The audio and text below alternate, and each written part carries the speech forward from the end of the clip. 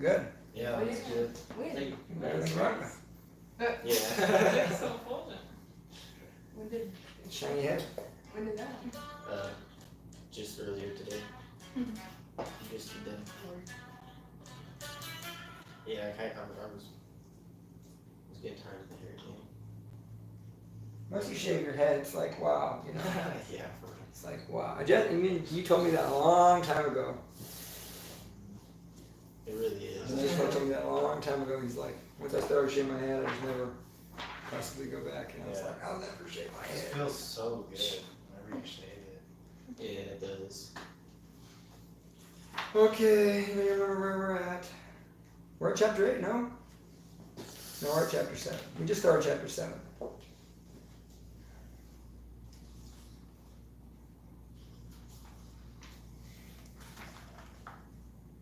Remember Jamuna?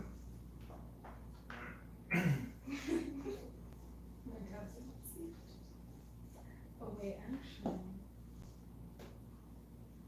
look at my nose. Seven.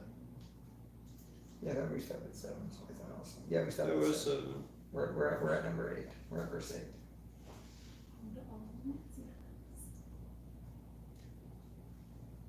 You don't have a speaker? A microphone? Pull it up. Oh, you mean for this? Yeah.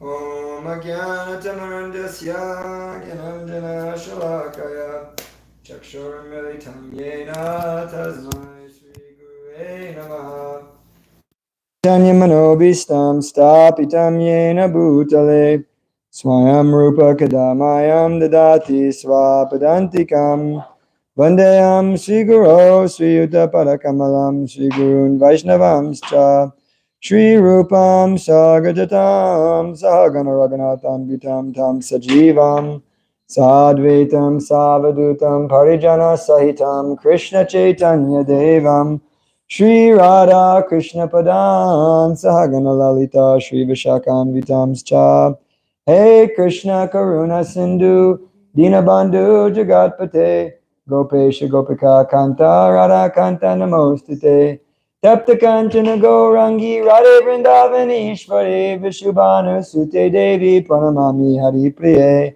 Namaste Girirajaya Shri Govardhana Namanin Ashesha Kalesha Nashaya Paramananda Daine Vancha Kalpatarobhyascha Kripa Sindhu Bhyevacha Paridanam Pavanebhyo Vaishnavebhyo Namo Namaha Jaya Shri Krishna Chaitanya Prabhu Nityananda Shri Advaita Gadadhar Shri Vasari Gaura Bhaktavinda Hare Krishna Krishna Krishna Hare Hare Hare Rama Rama Rama Hare Hare Marika Bandhu Matsangin Madguru Manmadana Mad Nistaraka Mad Bhagya Mad Ananda Namostate Asadu Sadhu Tadayan Atini Chochatakara Anamuncha Karachinmam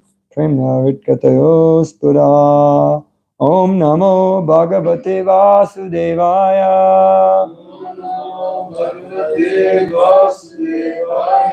Om Namo Bhagavate Vasudevaya Om Namo Bhagavate Vasudevaya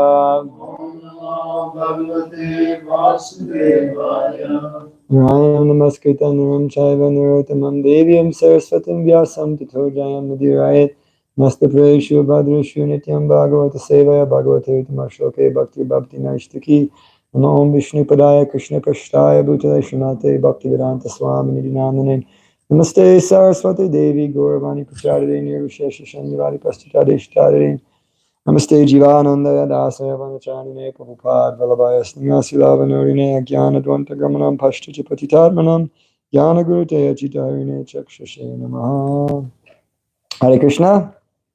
Welcome back, all my devotees. Nice friends. Nice to see Curtis. How was you guys had a fun Rath Yatra? Oh, yeah. Sweet, huh? You got the goods? You brought them back to Tucson? Jamina, glad you got to go. You had a fun time? How was the movie? And my Avatar and String movie was incredible, and I felt a little trapped that no one was like, "Hey, come again, Kirtaneshwar and crew." But anyways, You should come. Big group. yeah, we'll go.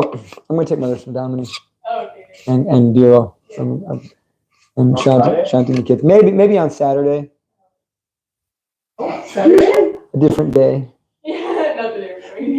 What if we do? Oh, because you're gonna go on. I don't know. We'll see. We'll see what Mother Shami wants to do. Saturday? She might prefer to go early. Jamuna and Prajumna will come. Well, at least Jamuna talks about it, so we'll see. That's on Saturday. Chris will come. You'll come. Oh yeah, maybe Curtis will come too. We were already planning on That's what you get for trying to. Oh, see, then you didn't invite me. Yeah. See, that's what I'm saying. That's what happens. Whenever I see Well, I knew Christians, you were already I trying to feel go like with people Diego, going Saturday, Norris, and Dominic. Why can't they come with us? Okay, Bhagavatam. You know that is Bhagavatam. No, it was really accurate to Bhagavatam. It was really accurate to Bhagavatam. You guys will like get the things like today or tomorrow. All right, be emotional about your ticket. Okay, we'll talk about it after this Bhagavatam. We'll talk about that Bhagavatam. So anybody remember? So we started chapter 7. We switched gears here in chapter 7, and we did some talks about Vyasadev's vision and the glories of Bhagavatam. So right, Vyasadeva sat down and he began to meditate, and he saw Krishna and Krishna's energies, and he began to actually write the Srimad Bhagavatam. Now we're going to hear about Vyasa's teachings Bhagavatam to Shukadeva Goswami. And so we heard about Krishna and Maya, we heard about the jiva suffering due to Maya, we heard about Bhakti Yoga being the solution, and we heard about the results of hearing Srimad Bhagavatam. By giving oral reception to Bhagavatam, the feelings of Bhakti, the Supreme Personality of Godhead, sprouts up and destroys one's lamentation, illusion, and fear. I was thinking today about this interesting thing, that how sometimes we become discouraged by like a devotee or a situation in Krishna consciousness. Yeah, who's had that experience, right? Yeah. So then what happens is we think, oh, let me go. I'm still chanting. I'm going to enjoy a little more. We use it as an excuse to take shelter of Maya.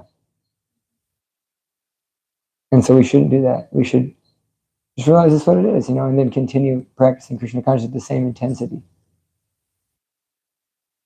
It reminds me of something I read this morning in Rita. Remember when he was on it? I forget the devotee, but he was on book distribution.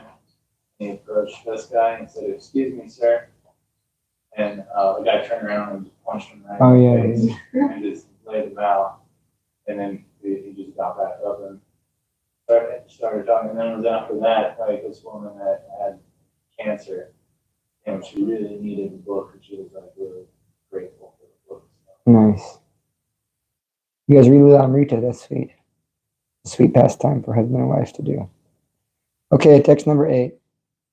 Sa samitam bhagavatim kritvanu kramya chatmajam shukam adyapayam asa nivriti niratam muni. The great sage of Vyasadeva, after compiling the Srimad Bhagavatam and revising it, taught it to his own son, Sri Shukadeva Goswami, who was already engaged in self-realization. Net purport. Srimad Bhagavatam is the natural commentation on the Brahma Sutras, compiled by the same author. This Brahma Sutra or Vedanta Sutra is meant for those who are already engaged in self-realization. Srimad Bhagavatam is so made that one becomes at once engaged in the path of self-realization simply by hearing the topics. So hear that for a second. Srimad Bhagavatam is so made that one becomes at once engaged in the path of self-realization simply by hearing the topics. It's one of the mystical things about Srimad Bhagavatam is if you just hear it, it is in itself a spiritual activity. Although it is especially meant for the Paramahamsas, or those who are totally engaged in self-realization, it works into the depths of the hearts of those who are worldly men, who may be worldly men. So it changes your heart. Worldly men are all engaged in sense gratification, but even such men will find these Vedic literature a remedial measure for their material diseases. Shukadeva Goswami was a liberated soul. from the very beginning of his birth, and his father taught him Srimad Bhagavatam. Amongst mundane scholars, there is some diversity of opinion as to the date of the compilation of Srimad Bhagavatam. It is, however, certain from the text of the Bhagavatam that it was compiled before the disappearance of King Parikshit and the departure of Lord Krishna. Maharaj Parikshit was ruling the world as the king of Bharat Varsh. He cherished the personality of Kali. He chastised the personality of Kali. According to the revealed scriptures and astrological calculation, the age of Kali is in its 5,000th year. Therefore, Srimad Bhagavatam was not less than 5,000 years ago.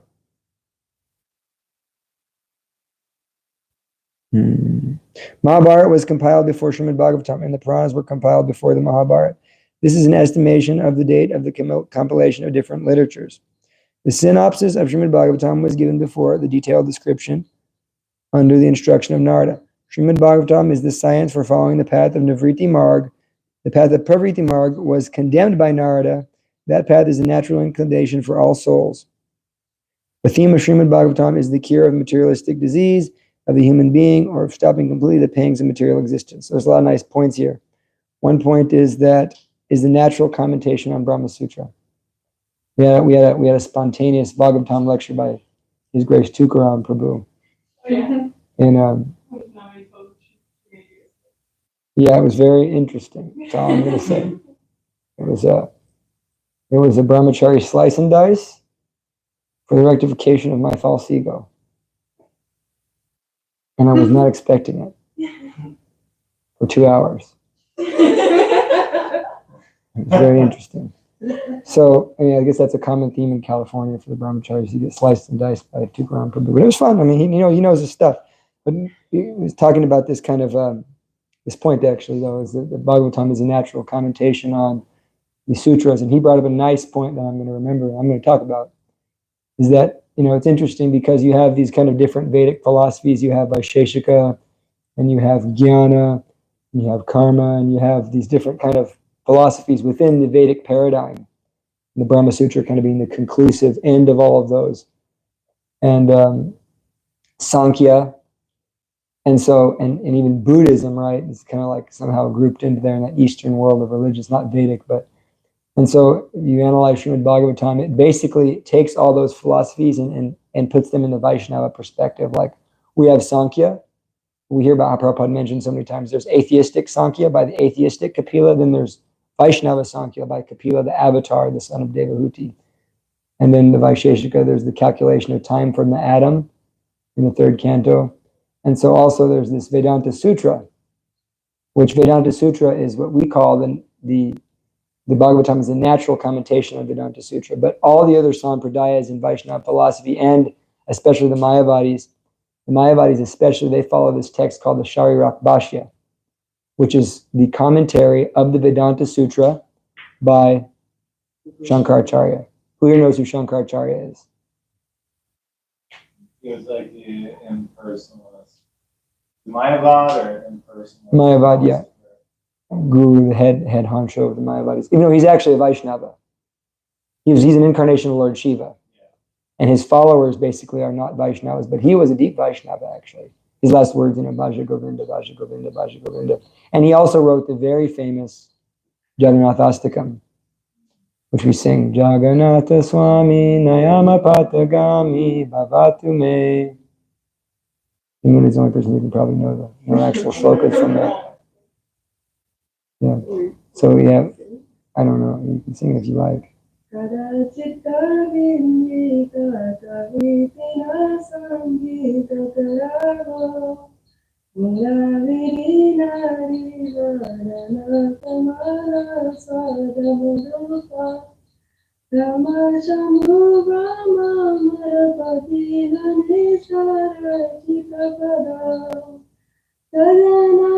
Swami Nayana Patagami Bhavatu.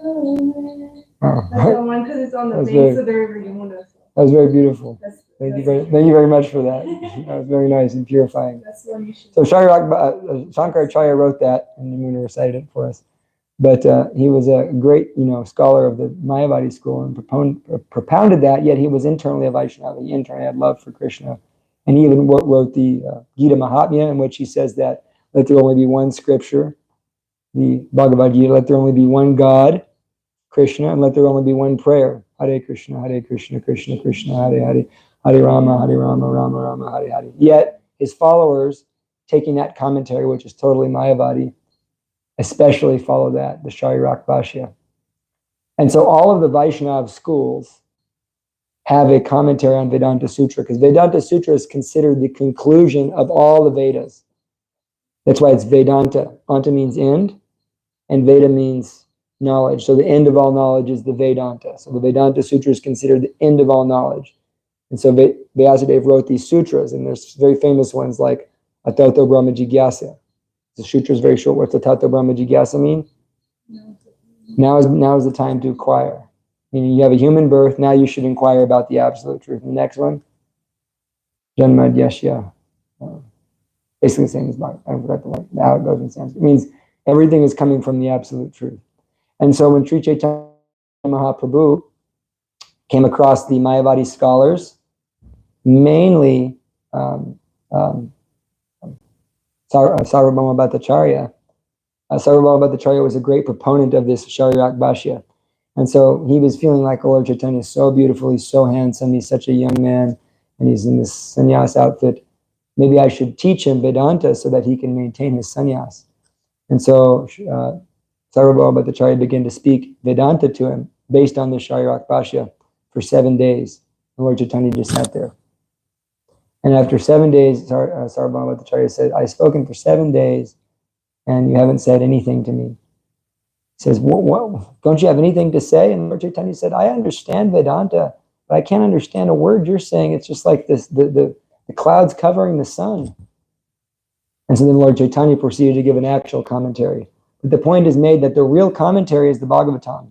So further fast forward, this is great important Vaishnava history, is that all the sampradayas, namely the Madhva Sampradaya, the Ramanuja Sampradaya, the Nimbarka Sampradaya, and the Vishnu Swami Sampradaya, which are the 4 major Vaishnava Sampradayas that exist today.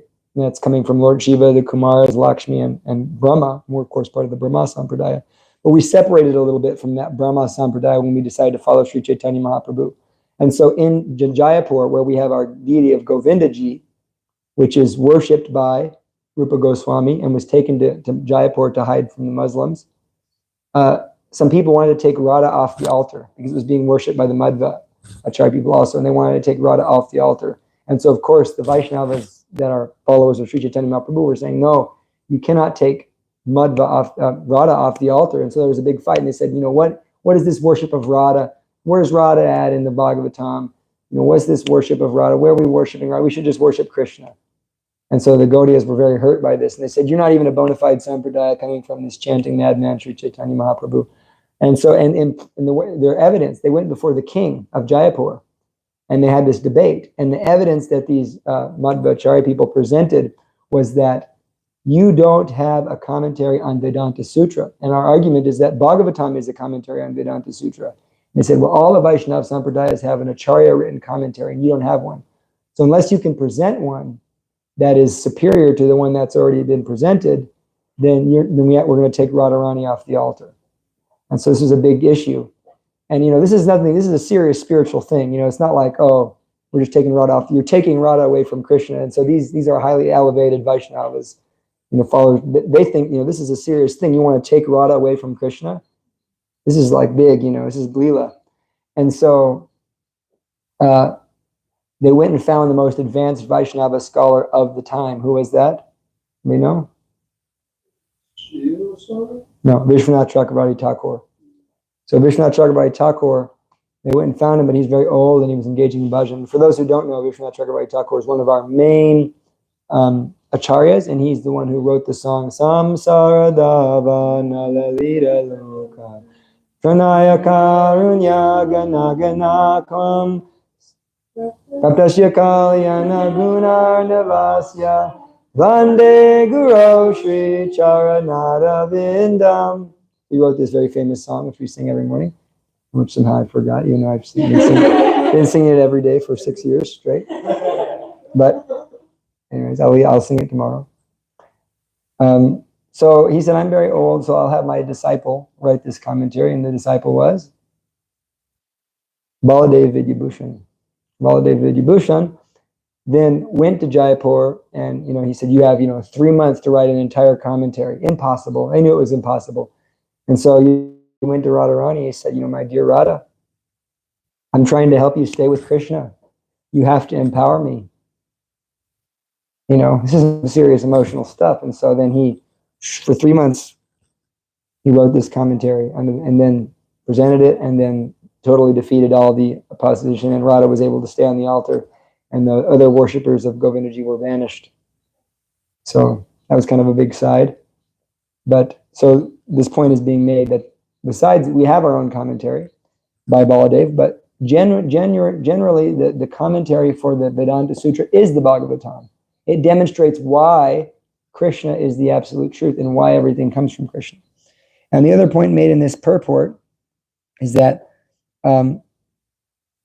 Paramahamsas relish the Bhagavatam, but it also changes the hearts of worldly men. And we see that, right? We have people come to class, they hear some Bhagavatam, it changes their hearts.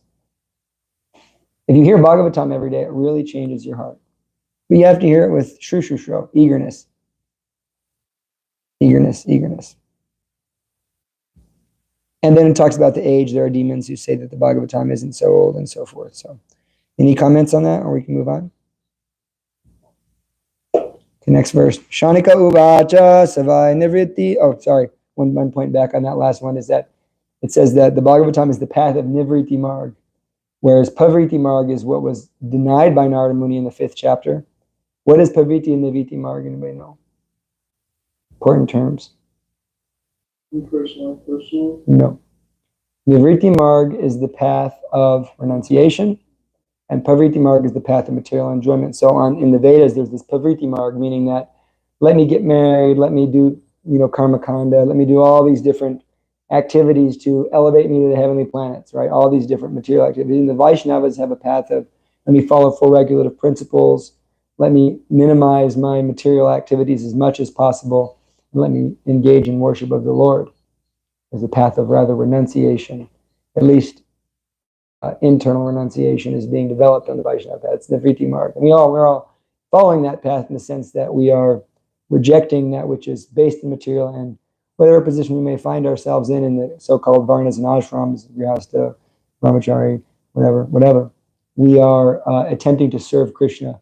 That's our exclusive goal, if we're genuinely trying to cultivate that. And so, in this sense, we're following the Nivritti Marg, which is what the Bhagavatam teaches. And you see that in the Bhagavatam time and time again, how these materialistic activities are being rejected for exclusive service to Krishna. Time and time again, and of course, leading up to the gopis and so forth. Next verse. Shanaka uvacha savai nivritti nirata sarvotro pekshako muni kasyava brahitim etam atma rama sambhayashat. Oh, very, very famous verse. Someone read? Shanaka asked Sukha Goswami. Shukadeva Goswami was already on the path of self-realization, and thus he was pleased with his own self. So why did he take the trouble to undergo the study of such a vast literature? Yeah, give me a little purport there. For the people in general, the highest perfection in life is to cease from material activities and be fixed on the path of self-realization. Those who take pleasure in sense enjoyment or those who are fixed in material bodily welfare work are called gadamis. Out of thousands and millions of such gadamis, one may become an atmarama by self-realization. Atma means self, and arama means to take pleasure. Everyone is searching after the highest pleasure, but the standard of pleasure of one may be different from the standard of another. Therefore, the standard of pleasure enjoyed by the Gadamis is different from that of the Atmaramas. The Atmaramas are completely indifferent to material enjoyment in every respect. Srila Shukadeva Goswami had already attained that stage, and still he was attracted to undergo the trouble of studying the great Bhagavatam literature. This means that Srimad Bhagavatam is a postgraduate study even for the Atmaramas, who have surpassed all the studies of Vedic knowledge. So, the point being made here is that even though Shukadeva Goswami was already self-realized, meaning he was a person who knew he wasn't this body, he was still relishing Bhagavatam. So we never advance beyond Bhagavatam. Understand that point? You never advance past it. It is the goal and the means. It's the goal in the sense that it's relished, and it's relished in a deeper way. In the beginning, we relished the philosophy, and later on, we relished the rasa. Like when we saw this Mahavatar Nishringa movie, I found myself crying quite a lot. Not because I'm some spiritually advanced soul, but because it's, there was emotion there. And, we developed some sentiments for Krishna, but it's not like I'm a pure devotee. But there was some, I was feeling very emotional because you're seeing these kind of pastimes in a different way. When you read about Prahlad and Shringa, we're hearing philosophically all about them, Prahlad's a pure devotee. But then when you see actually all that Prahlad went to and through in that way, the father's trying to kill him, and he's just, fearlessly taking shelter of God. And it's just very moving. The Bhagavatam is actually meant to move us in that way. It's very moving, these pastimes, but we, at our unadvanced stage, we don't really relish them in that way. But the advanced devotees do. Even the Bhagavad Gita, you read Vishwanath Chakravarti Thakur's commentary, it's an emotional experience. Right? It's very emotional, You're being thrown into the fire, your aunt is burning alive, and you're sitting on her lap, and you're just praying to Krishna.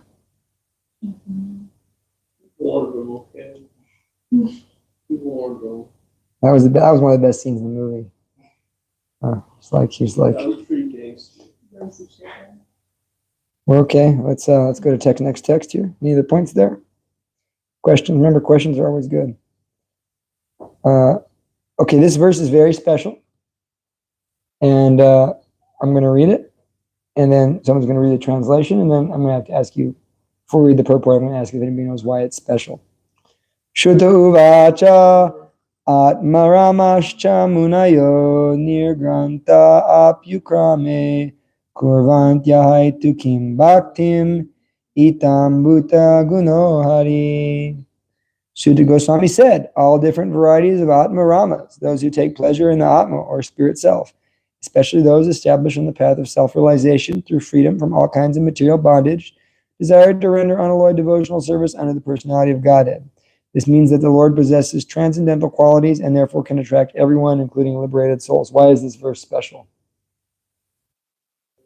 Well, so that's because even if you are liberated, there's something higher than that, and you will be attracted by that. Yeah, that's special, but there's a very specific reason this verse is very, very special. Lord Chaitanya himself lectured on this verse and gave 64 explanations on this verse to Sanatana Goswami.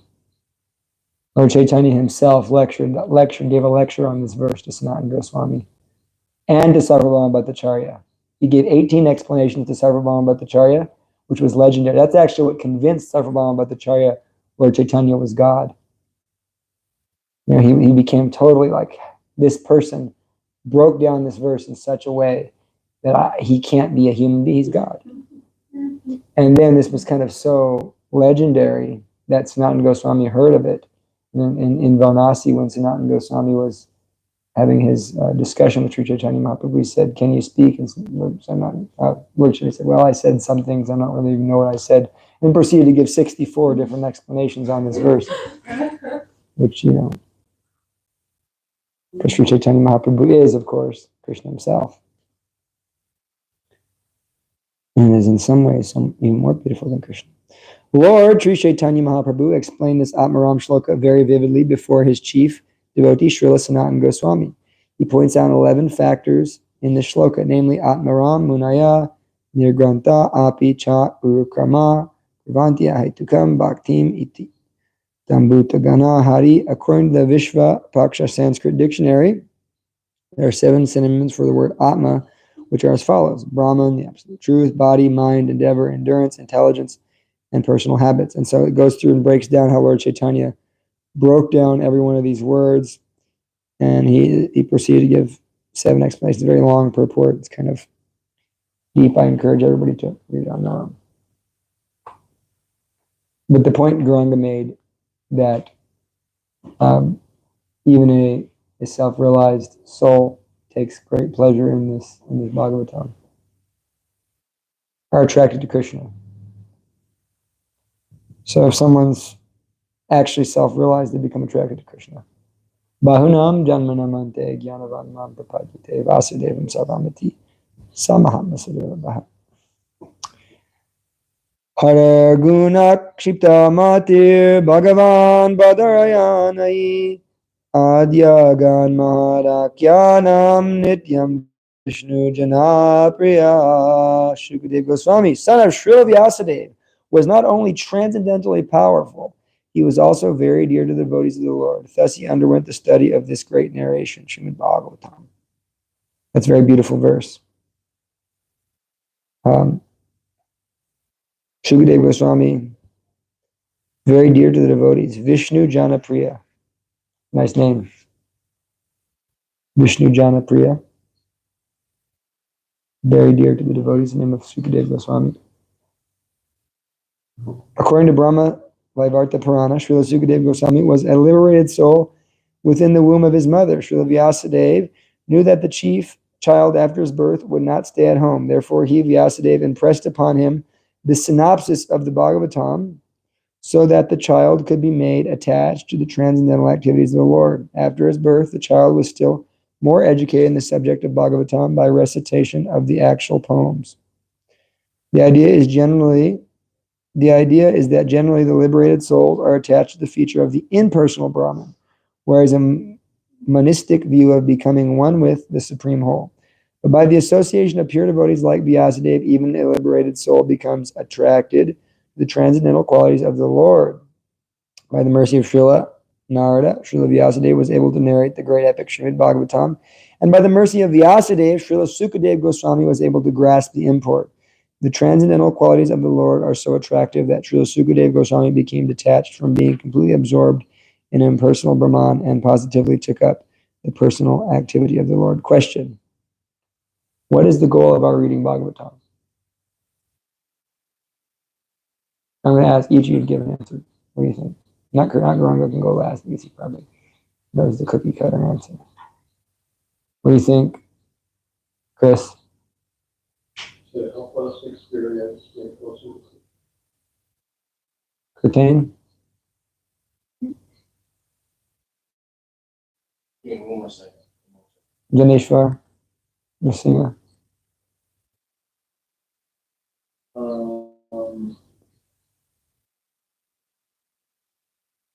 To get us free from Maya. I wasn't shaking my head. I was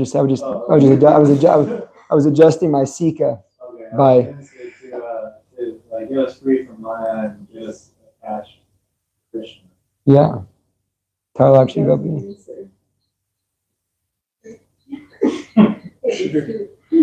was gonna say you first. Let's go. Tarlakshi Gopi. What about Krishna? Yeah. Krishna's a cool guy. You won't hear about his face. Yeah. Okay.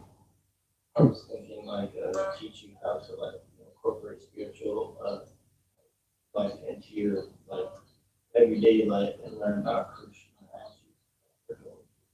Okay. Ramaji? Anyways, I guess there's like different perspectives you feel about life. That's kind of going off what everyone else is saying.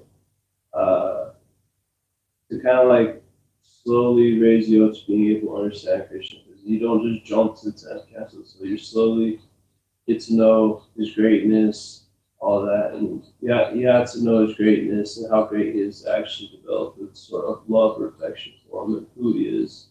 I don't know about that. I don't think the gopis knew how great he was. Mother Yashoda. I just listened to a Prabhupada thing about it. I can pull it up. I just read Don't make me pull that up. I just read the 10th canto deeply, how Mother Yashoda was, there's two types of bhavs. But There's the different points made, but the point is that you're all right. You're all right. Every answer is right. Yeah, good job. To love Krishna, to know Krishna. That's the answer. But actually, though, Prabhupada makes the point in the 10th canto that why is Yashoda's love greater? And what is this true end goal is, of course, we want to be able to see Krishna without any reverence or opulences. We have to know Krishna's greatness in the beginning phase. First, we learn about Krishna's greatness. Learn about, the elevation, gradual elevation, 10 topics of Bhagavatam. Atra sarga visarga shta stanam poshanam uttayaha manvantara isha anukrita nirada mukti rashraya. Important kind of thing to memorize. There's 10 topics in Bhagavatam, and this is like a systematic process for realizing God. Sarga, there's creation. That's something we all ask. How who created the sky? Who created the stars? Where does this stuff come from? And so we have an explanation of Sarga, which all ends in the conclusion. It's basically all the other things are helping us to understand the conclusion. So Sarga, there's so many different Sargas, correct? Like we have a Sarga, the Big Bang is a type of Sarga, how this universe was created. It's an explanation of how the universe is created according to science. And there's an explanation of how the universe is created according to Christians.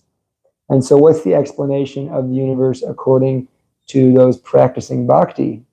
And for those, that's a way that's going to help us understand the ultimate experience a human can have, which is this bhakti. So then there's Sarga, which is, of course, give me a brief explanation of Sarga. Anybody know? Creation, primary creation. Anybody know?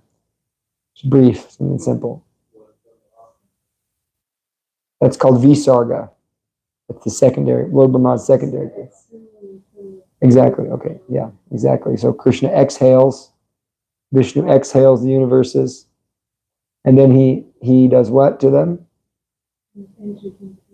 By what? How does he enter into them? He glances at them. And his glance has three things. It has the jivas, it has time, it has himself. And so when he glances at the universe, that's his form of impregnating, right? He's impregnating the universe with his glance. That's the Lord can impregnate someone with his glance.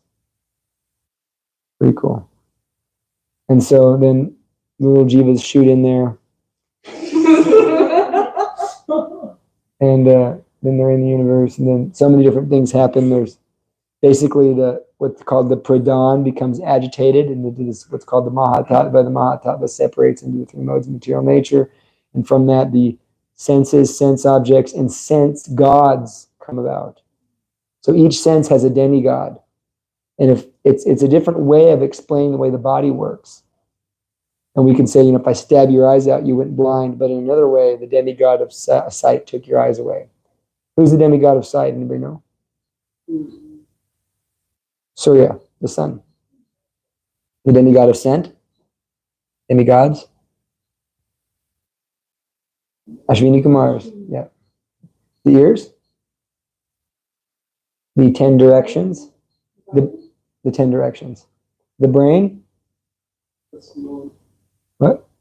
The mind, yeah, the moon is the mind. But the brain of the head. Oh. Brahma. The sense of taste? Varuna. The legs? The demigod Vishnu, but not the Vishnu, not the god Vishnu. The arms? One's easy. Indra. The power, there's so many different ones. So many different ones. Anyways, I wasn't going there, but okay. You pointed it that way. I was thinking of the front side, not the back side. Yeah, Mritu. What about the ego? Oh, Shiva. Shiva. Yeah. So then all these demigods control, and then the senses. So what's the body without senses? We can't even perceive we have a body unless we have senses to perceive we have a body. So the senses are higher than the body, you see. And then the sense objects, the sense of smell, so forth. And then there is Sarga. What's Visarga? Janeshwar already kind of gave an explanation. So how does Lord Brahma create everything? What does he do? How does he create everything? What's his process? Creation. He engages in tapa and austerity, and then what? What Krishna tells in the process. Who comes out first? How does he? Yeah. The Kumaras come out of his where? His head, his mind, right? So then of course next who comes? Yeah. Shiva comes out of where? It's their high, right? Comes out there. And then the sages who are reproducing, right? But all the sages come, Atri, Marichi, and so forth, Narada, Kardama, but none of them have children. And they're missing one thing that people need generally to reproduce. Missing women. So then what happens is who's the last person that comes out of Brahma's mind? Swayambhuva Manu. What does Manu mean? Man. Right? So Manu is the father of man. And so Manu came out with his beautiful wife, Satarupa, and then they had children. Akuti, Prashuti, Devahuti, Uttanapad, and Priyavrata. 5 children. And so, who's Uttanapad? The father of a very famous devotee, Dhruva Maharaj. And so then we hear in the 4th canto how Uttanapad's children, Dhruva Maharaj, all the people in the universe were basically created. And then Daksha, his wife was Akuti, no, his wife was Prashuti. And Daksha was like, super, super virulent, he liked to mate person. And he actually did these beautiful prayers called the Hamsaguya prayers and all this austerity so that when he mated, he can have 1,000 kids at once. Yeah, that's a whole different story. But he was but from him, actually, even beasts and things were being born. So all the different races are coming from this, this Prajapati Daksha. And then Kasapya, some of his daughters. Daksha, well, there's different stories because Daksha incarnated many times. But in this current kind of world we live in, Daksha's daughters were given to Kasapya, who you'll hear about in the movie, right? And Kasapya, he had all these different wives. Apparently he was jacked, according to that movie. And he had all these, and he, mated with his wives. And then all the different races of men came down. And so in that way, Sarga happened. Visarga, secondary creation. And then Stanam. Stanam's interesting. Why are you where you're at? What's your address, Curtis? Why are you there? I have no clue. Because God put you there. Oh, yeah. That's the truth. Why are we on earth? Because our karma is that. So then Stanam is why are you where you're at? Why you go through what you go through? Why are you born where you're born? Why are some people born on heavenly planets? Some people born with a silver spoon in their mouth, and some people born in hellish planets, and First Avenue, and so many things. Why are they where they're at? So this is explained in the 5th canto of Bhagavatam, Stanam. Poshanam, the Lord's always protecting us. The Lord is always protecting us, especially as devotees. Uttayaha, why do people do what they do? You ever wonder, you see some demoniac person, think, why are they doing what they're doing? Sometimes we see that, in our lives, we experience that, something so logical and makes perfect sense to us, and we see that someone just will not do it. They're just doing something completely illogical, irrational, and crazy. And you just cannot understand why they're acting that way. So demons act a certain way based on the qualities they've acquired, and demigods, devotees act a certain way based on the qualities they've acquired. That's called Uttaya, the creative impetus. Manvantars, there's different administrations in the universe. It's important to understand how there's different administrators.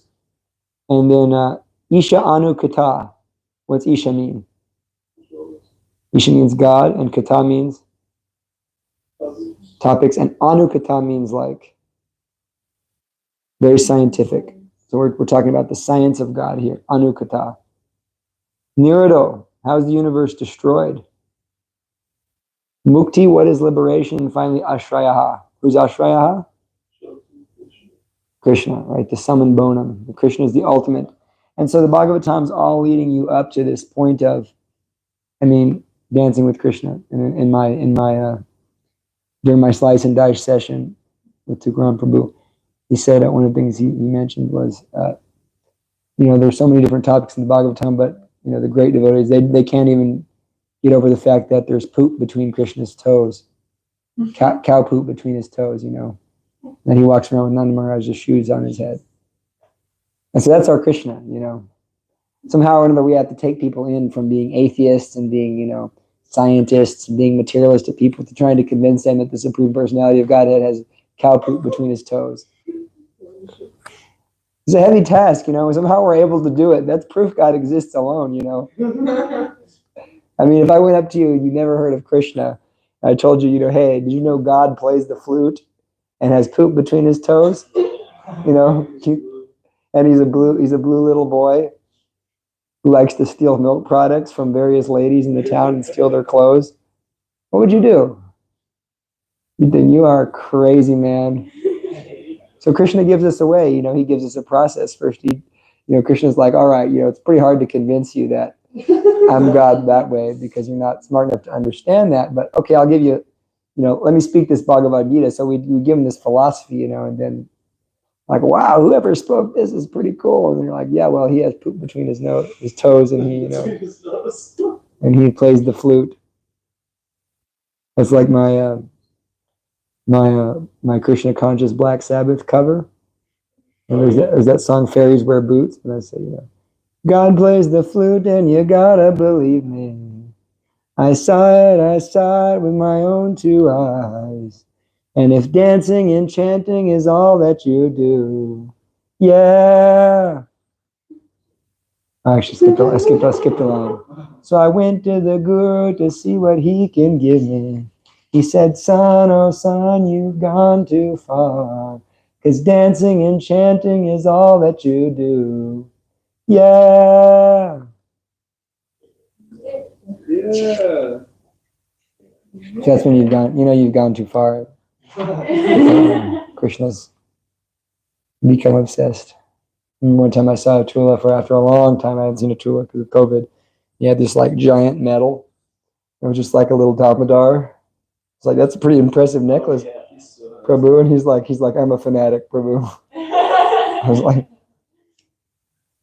something to just wear to the, wear out in the day, carrying a giant metal Damodar on your chest. We'll go a few more verses here. That was good. It was a fun one. Anyone have any questions on that? That's interesting. We talked about the little topics of the Bhagavatam.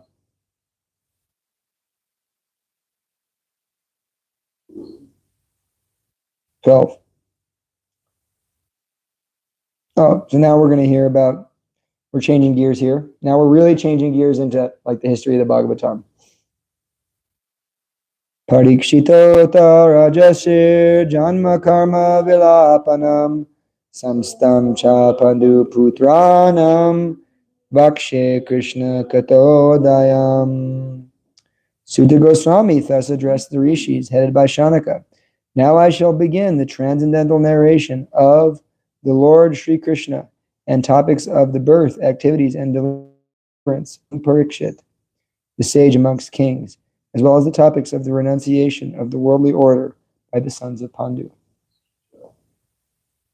So now we're hearing, that's like the kind of the point we're getting to. This is like, we've led up to this, and now it's like, now I'm going to talk about Krishna. This is a big deal. Big deal, Lord Krishna is so kind to fallen souls that he personally incarnates himself amongst the different kinds of living entities and takes part with them in daily activities. Give me some daily activities Krishna does. Yeah. What does he do? Yeah. What else? Plays the flute. What else? Tends the cows. You guys are all Vrindavan Bhaktas. I'm thinking of Dwarka pastime. You guys are all. That's what I was thinking. They're all more advanced than me. Yeah, right. He goes, gets his kids married, and sometimes he has his little girls and boys on his lap. He acts like a henpecked husband. Goes to the royal order and deals with business. Kills demons. Krishna kills I heard something one time. I heard Krishna kills 10 demons before lunch every day. That's crazy. 2 demons an hour, you know. Kind of disturbance you're trying to play. I mean, it is a disturbance. You know, you're playing, and then here comes a demon. But it's not a disturbance because you get to see Krishna kill a demon. You just try to go wrestle and all that, and it's like, oh, here's another one. I'll always love how, you know, Krishna kills Mutsika, you know, the wrestler. What's the other wrestler's name? Mutsika, and I just forget the other one's name. 2 wrestlers. And then, you know, the Kamsa's best wrestlers. And then Krishna, you know, Kamsa's thing, they kill them. Then the cowherd boys come and they start beating Krishna in wrestling. Kamsa's thinking, oh my God, you know, like they just killed the best wrestlers in the world. Now these little cowherd boys are beating Krishna in wrestling. How is that possible? Because they love him. Actually, when you hear on if you guys come to the program on Balaram Jayanti, the afternoon feast, I'm not giving the class on that day. You know, I thought that even though it's my day, you are switched with me, so I guess I don't get to give the class on Balaram. You know, it's my day. That's okay.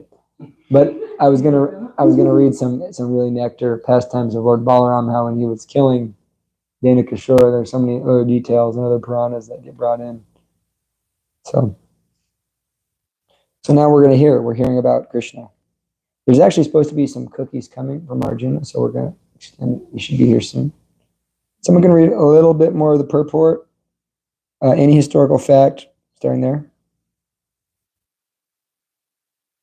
Any historical fact, old or new, which has a connection with the activities of the Lord, is to be understood as a transcendental narration of the Lord. Pause there.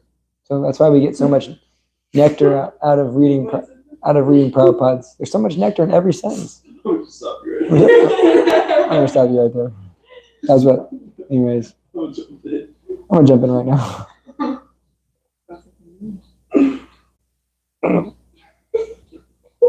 That's why the Leela Amrita's nectar. I can't imagine being that way. Continue, Kurtain.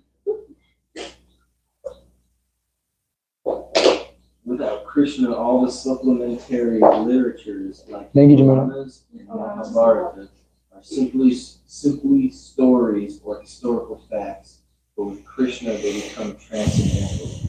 And when we hear of them, we at once become transcendentally related with the Lord.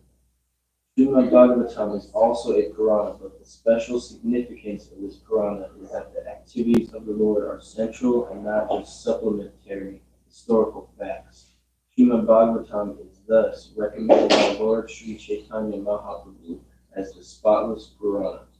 There is a class of less intelligent devotees of the Bhagavata Purana who desire to relish at once the activities of the Lord narrated in the 10th canto without first understanding the primary cantos. Let me stop you right there.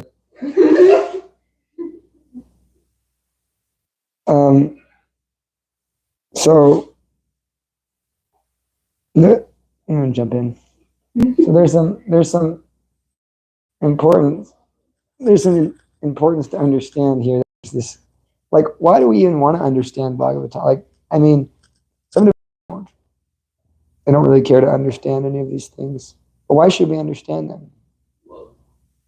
Yeah, that's ultimately a good reason. Besides, there's actually other reasons besides that. Secondary to that, ultimately. What do you think, Taralakshi? Why is it important to understand this? Or is it important? Yeah, that's a good one. Preaching purposes. People ask, right? How was the universe created? If you're asked, what would you say?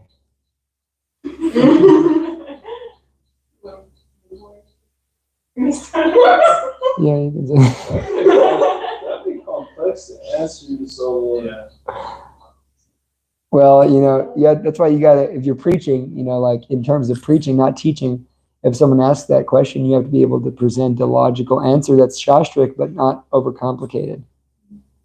Or just I'd say, well, everything comes from God. Well, how does it happen? Well, you know, you can try to tell him how the Lord breathes these, starts off with this little cowherd boy with poop between his toes and playing the flute. And then he expands himself into a little white boy with poop between his toes who carries a club and a plow. And then from him, another blue boy who's a little older and another white boy come out, and then they have children. Then from them, these four-handed blue people come out. And then from that four-handed blue person, another blue person comes out who's giant and then breathes universes. And then he glances at the universes, and then a four-headed guy pops out of another blue guy with four hands. It's kind of, that's really, that was genuine. I didn't make anything up there. That's all Shastra what I said. But we don't want to do it that way. Well, we can say, everything comes from God. All the elements are coming from God. All of God's energies come from God. Everything's under control of God. Or we can say that, well, God creates entities that then create other entities. Or you just give a basic, that the Lord creates an entity called Brahma, and from Brahma, all the other entities are coming from. And people would ask some questions like, what about science? What do you say? What if someone asks you, okay, you're saying the universe, you're saying the human race is, millions and millions of years old. And we say the human race is, 200,000 years old. What do you say? That's inside of Maya.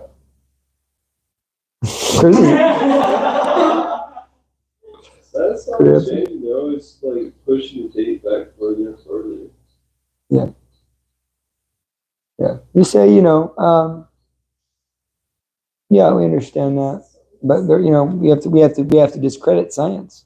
Prabhupada did that, right? You have to be able to discredit science.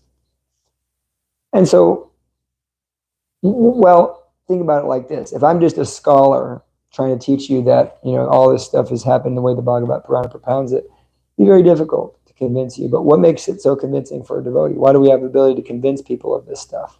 Even great scientists. I mean, there are great devotee scientists who are totally into Bhagavatam and who believe this. Why can we convince them? Sincerity. Yeah. Besides that, sincerity, because at all stages is sincerity, but then one is purity and consciousness, right? Like somehow or another, a devotee has to be so powerful in their presentation of Krishna consciousness, in their own purity and their own self-realization. They have to have such knowledge and devotion, which we call Bhakti Vedanta. They have to have Prabhupada with them, right? If they can have that, then they can convince others. So this is why, if you read Bhagavatam, you become powerful. If you study this Shastra, you actually become powerful, you become empowered. But there's two ways to read Bhagavatam in a sense, right? We can study it, get all these kind of, things like that. But then there's another way, right? We should relish it. That's what this class is really meant for. I hope that people are getting that. They're supposed to relish the Bhagavatam. Actually, it's very enjoyable to speak about it and to hear about it. And to hear about Krishna. Sitam prasangam mama virya sambhiro bhavanti hritkarna rasena kata tajjosana svapavarga vartmani shradaratir bhakti anukamishiti. And so when we do this with the devotees, we get great relish, we get great taste. And so some people are going to have different ways. Some people want to hear about creation, some people could care less about all this stuff, but it's all necessary, different ways. But it all leads us to Krishna. So we're going to hear, we'll kind of chill out, we'll just kind of discuss a little bit what we've already discussed, because we're going to go into a new section here, 12 through 16. And we're hearing about Lord Krishna, the birth of Maharaj Parikshit. We're going to hear about how Ashwatthama was killed. Yeah, someone should go call Arjuna. See if he's were you trying to hide that, or was I supposed to hear that?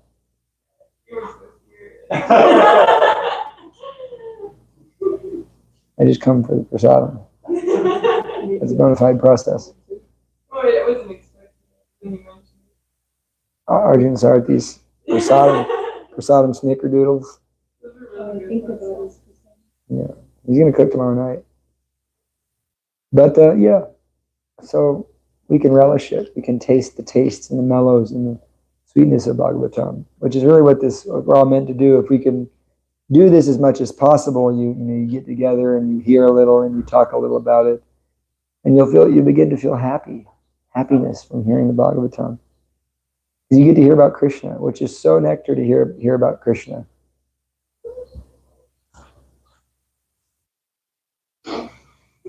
What's going on? We didn't pick up. You know the protocol. Oh, okay. Yeah, so we relish it, we taste it. Any other points, challenges? Any some realizations? Julia's got to give a realization. No, just when you were saying that, when I was driving back from work today, I read Bhagavatam every morning. I was driving back. I think about my days are like really full, you know. I was thinking about all the things I do throughout the course of the day, and I was driving home and I was like, again, tomorrow morning I get to read Bhagavatam. Oh, that's nectar, right? I think that too. I get to chant japa, and I think that about japa, like, bad as my day has been today, at least tomorrow I get to chant my rounds. I taste it, taste the nectar of sitting there and chanting my japa. And it's so powerful because, like we have that Bhagavatam, it becomes like I say that prayer, Mareka Bando Matsangin, Mareka Bando. What's Bando mean? Friend. Eka means. So, oh Bhagavatam, you're my only friend. Mareka Bando. Mat Sangin, what Sangin mean? Sangha means companion, association. You're my only companion. Mareka Bando Mat Sangin, Mad Guru, you're my guru, you're my spiritual master. Mad Guru Man Mahadana. Mahadana? You're my greatest wealth, greatest treasure. Mad Nistaraka, you're my deliverer. Mad Ekabando, Mad Sangin, Mad Guru Man Mahadana, Mad Nistaraka, Mad Bhagya. What's Bhagya mean? What if you say something, someone said, Bhagyavan? What's Bhagyavan mean? Not Bhagavan, Bhagyavan. Yeah, means luck. You're my greatest fortune. Bhagyavan, you possess the great Mad Ekabanda. Mad Bhagya, you're my greatest fortune. Madananda, you're my source of bliss. Namostate, I bow down before you again and again. That's a beautiful prayer to memorize before reading Bhagavatam. Because it's our only friend. And whenever times get hard, like, we can always take shelter of Bhagavatam.